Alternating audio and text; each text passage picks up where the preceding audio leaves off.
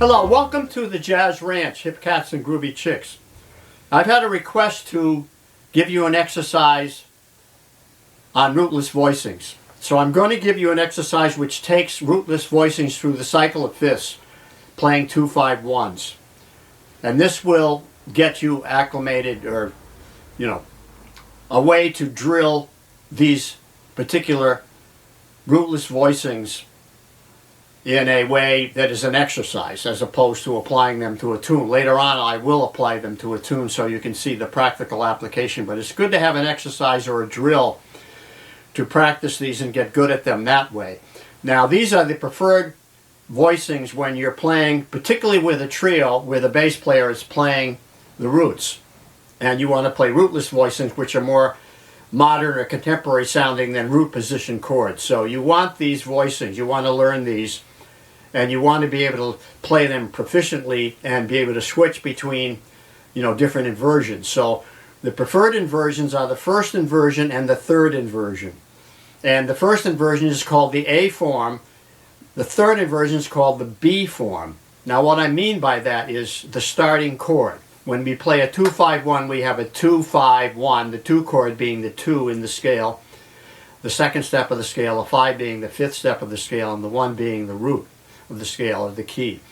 So we're going to give you an example now in C, in the key of C. First chord being D minor 7, G7, the 5 chord, and then C major 7, the 1 chord. So I'm going to show it to you in root position, then show you the A form and the B form. So root position chords, we start with the root on the bottom. So the 2-5-1 in this position would be this. So we want that economy of motion playing from a root position now to a second inversion to a root position. So D minor 7 in root position, G7 in second inversion, and C major 7 in root position, and then C6. So that's it in root position. That's not the one we're going to use because we're going to go to the first inversion, which is the A form. But using that configuration, we can play this melody. So that's the melody we're going to use throughout this exercise to start with. So it just arpeggiates the first chord, 1, 3, 5, 7, targeting in on the third of the G7, and then down the major scale, C major scale, ending up on targeting on the third of the C major 7. So that's a good melody to put to that progression. These can be eighth notes or quarter notes. 1, 2, 3, 4, 1, 2, 3, 4, 1, 2, 3, 4, 1, 2, 3. Or they can be the eighth notes. 1 and 2 and 3 and 4 and 1, 2, 3, 4. Like that. So, there it is. That's the basic thing. We're going to use that throughout the whole cycle of fifths, every chord possible. So now, what happens is this. To go to the A form, which is first inversion, we're going to take this up to first inversion by taking that note out, putting it on the top. Then we convert this note to a 9. We drop it because the bass player is playing it. Now we can get a ninth. We can get a minor ninth. Here we couldn't get a minor ninth, but here we can get a minor ninth because that. So we're adding color. It's a more colorful sounding chord, more interesting sounding chord. And then when we go to the 5, all we have to do is drop this note there, and we have a G7 13 because of this note. See, we didn't have that down here. We didn't have that E in there. So now we have this economy of motion, D minor 9 to G13 with a ninth there, and then resolving there to the C major 9. So now we have a 9 in the chord. So we've added color. Rather than just playing a root, we've removed the root, let the bass player play it, or play it with your left hand down there. We have a more modern sound. Now we can't really play that same melody because it's overlapping. We could. It's not so good. So we'll take it up here. Or up an octave. Like that. So here it is. See now how that sounds better than the root position. So there's the A form. Now, to go up to the next inversion, we're not going to use this because it has a root position chord in it. These have two root position chords. This one has the one root position chord of the G7.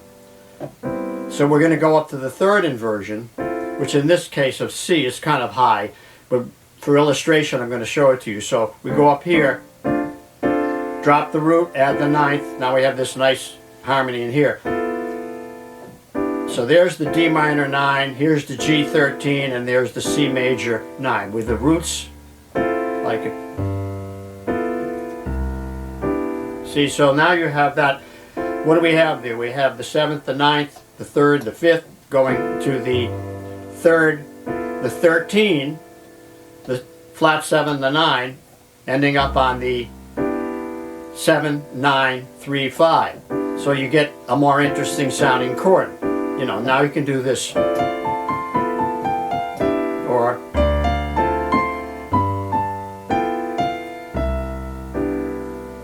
see, so this is kind of high, but you'll see that if we convert it up a fourth to G, I mean to a G minor, key of F, you're going to have this. See, so in the key of F, both positions are going to sound good. You know, like this. See, so here's B form. Here's A form. You see, so you're going to see that when you play tunes, you're going to shift between the A form and the B form. That's the key to this, is understanding both forms in every key. All 2-5-1s in every key, and some are going to be duplicated, like that one there duplicates well. In other words, both forms sound good in either position. In C, you know, the A form sounds better than the B form because, you know, it's either going to be too low. The B form is either down here or it's up here. So in C it's not so good. In F it's good. So in the mid-range you're going to see both forms are going to work well. And in certain other keys, where they're not in the mid-range or up here, you know, you're going to see that not so good. So you'll understand this as you learn each one through the cycle of fifths, which is going to happen next. Now, I've written this out for you so you can download the sheet and follow along.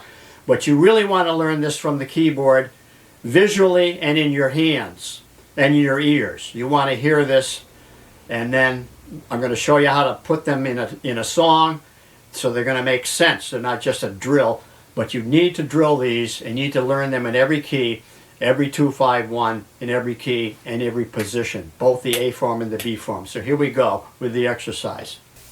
Okay, we're going to get into the exercise now, and so you want to download the sheet and follow along with the sheet and practice this, but you don't need to have it. You can learn this by watching me and watching the keyboard. Now, you know, I could have gone 2-5-1 in C and then gone to the next key, which would be F, 1 flat or 1 sharp. But what sounds better to me is go 2-5-1 into C and then make the C the new 2 and then go into B flat, you see, and then make the B flat the new 2 and go into A flat. So you're going down the scale in steps. I think that sounds better and works better musically. So I'm going to start, I could start on C, but I'm going to start as high as I can that still sounds good for the A form. So first inversion. So I'm going to pick the G minor 7 as the starting point. In other words, 2-5-1 into F. So I'm going to start with that. So I'm going to go up here. There it is. That's the chord for the A form. First inversion, 2-5-1 into F. G minor 7, C7 13, F major 9. So F, G minor 9, F, B, I'm sorry. G minor 9, C13, F major 9. So the melody I picked was this one. I mean, it could be down here. Okay. So there it is. So now I'm on the F major, so now just make it minor. I just lower these, you see. I'm going to change the melody. I'm going to take it up so it fits like this. I'm sorry. I wrote it this way, just because it's easy to see the pattern of 1, 1, 3 on the chord. Then here we go. See how it's working?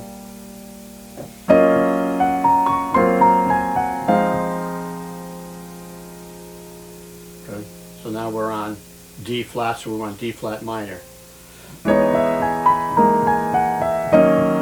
Now we get to there and I'm getting too low on the keyboard. So now I'm going to switch to the B form and go from there. Now the B form is going to allow me to do this. You see, now I don't have to change octaves. And then here's the B form on the 2-5-1 into G.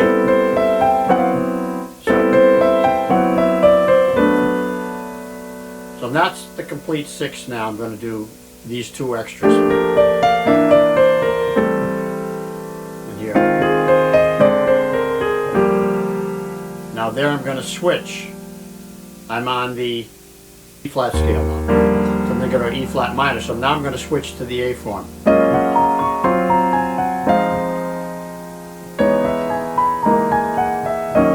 So that's it. Now I'm going to end there. So what I did was I did the 6 2-5-1s on one whole tone scale, and then I have to do the 6 on the other whole tone scale.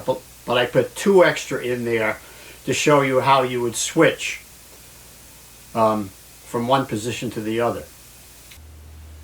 Okay, now we're going to do the second set, and we're going to go down a half step from the G minor to an F sharp minor, and so we're going from 2-5-1 into F to 2-5-1 into E major. So you just take that down a half step. Same melody. So you have the so you have this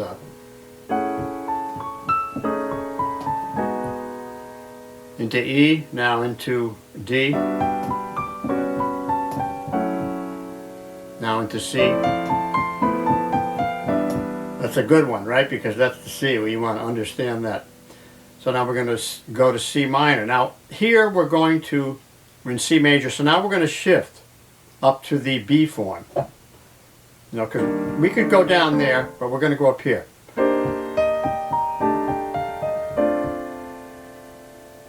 Continuing, that's 2-5-1 into B flat, now into A flat. Now into G flat.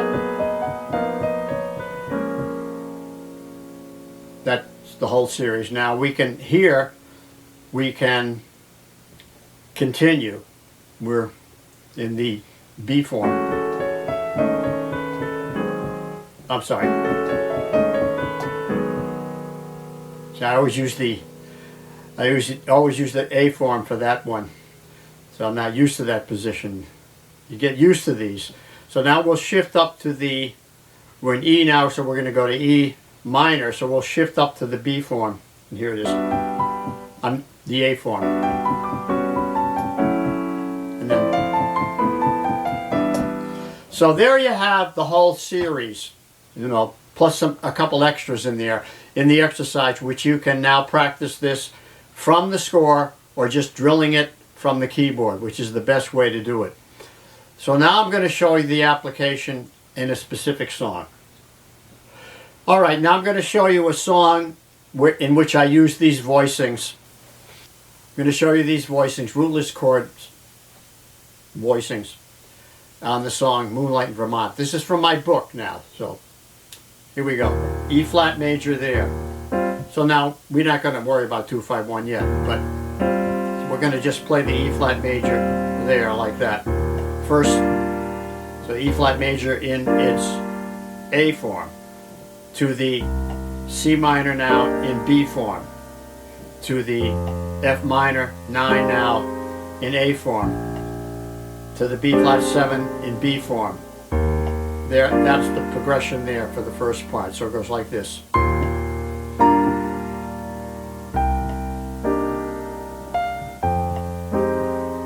So let me describe that. A form, B form, A form, B form, A form, B form. That's A form because it's first inversion on a dominant seventh. A form, B form. So I hope you understand that now. I'll do it one more time so you get it. So there's first inversion, A form. There's third inversion, B form. There's first inversion, A form. There's third inversion, B form. A form, B form, A form, first inversion. First inversion, A form, B form, A form. Now it switches here as I go into the bridge because I'm down here. A minor 7, B form. A form for the D7. B form for the G major 7. The E7 now is A form, B form.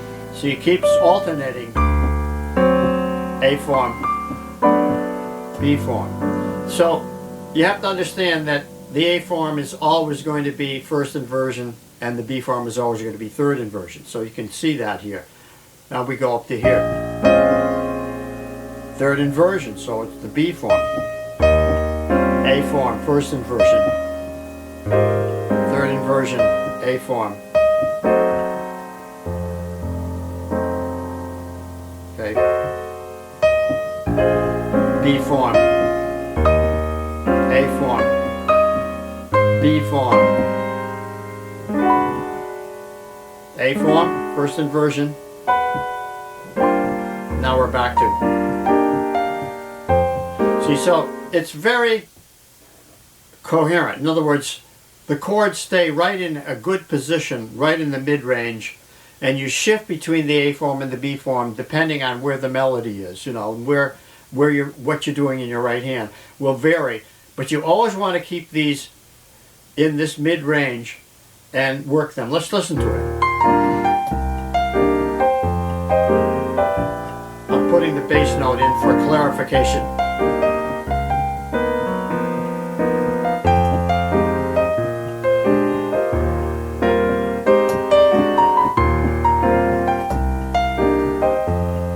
Now, see, the difference between that and root position would be this. This would be root position.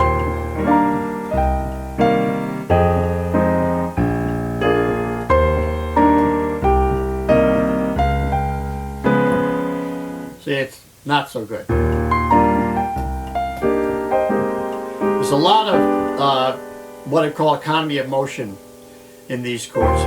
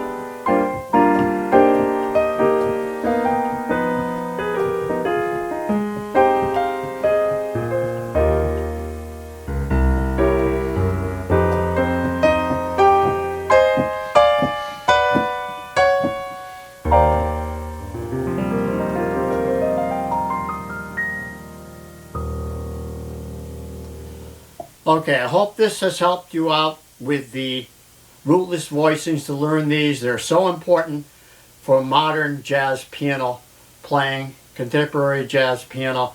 I hope you have learned something and will write to me and we'll have a sign off. Thanks so much for watching. Signing off from the Jazz Ranch. Thanks so much for tuning in today. I want to give you a little shout out on my book. This is my book called Jazz Piano Methods and Songbook for Professional Playing. I've sold thousands of copies. I have a special sale going on right now. If you buy my book, you'll get my 140-page appendix of exercises for free. All you have to do is order my book through my website and then write to me, and my email address is below, and I will send that to you directly to your email. So please check out the videos I've made on both books so you can see everything that's inside them. Where can you go and see a complete inside of a book on a video?